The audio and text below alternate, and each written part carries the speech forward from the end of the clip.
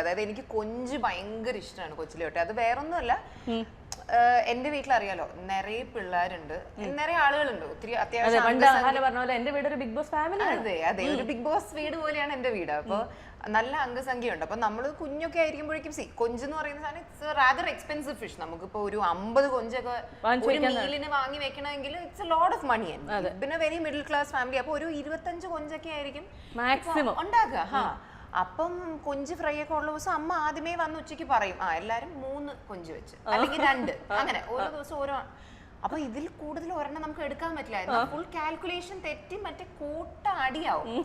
അപ്പൊ അതുകൊണ്ട് മറ്റേ എന്റെ വീട്ടിൽ എല്ലാവർക്കും കൊഞ്ച് ഭയങ്കര ഇഷ്ടമാണ്. കാരണം നമുക്ക് എല്ലാവർക്കും ഒരേ ഇഷ്ടങ്ങൾ. എന്ത് ചെയ്യാനാണ് കിട്ടാത്ത സാധനങ്ങൾ. എന്റെ മ്യൂസിക് ഇതില് തോന്നലൊരു വരിയുണ്ട്, തരാതെ പോയതും പരാതിയായതും. അപ്പൊ ഈ പറഞ്ഞ പോലെ എന്റെ ജീവിതത്തിലെ തരാതെ പോയതും പരാതിയായിട്ടുള്ള ഐറ്റം കൊഞ്ച്. അതുകൊണ്ട് എനിക്ക് കൊഞ്ച് ഭയങ്കര ഇഷ്ടമാണ്. ഇപ്പോഴും എവിടെ